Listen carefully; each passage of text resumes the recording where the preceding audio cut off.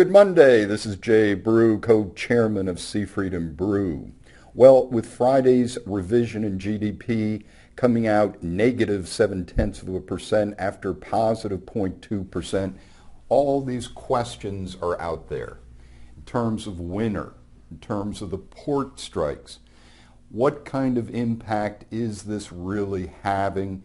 Well, what we always do at Seafreedom Brew is we go to our maps that come from Fed Philly, looking at the past 3-month changes in the national economy.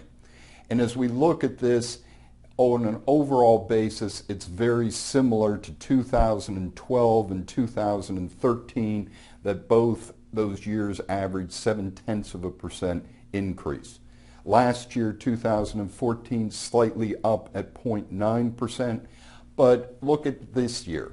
February, 0.7%, March, 0.7%, April, 0.6% on the new release.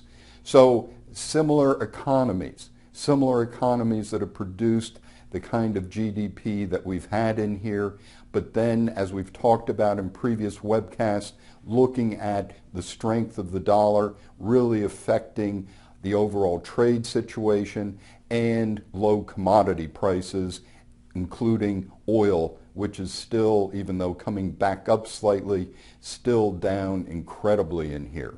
So then we go to the 6-month leading index. And if we compare it to what we were just looking at, is that you can see there's been quite a bit of color change in here in terms of the pink states, which would indicate negative growth.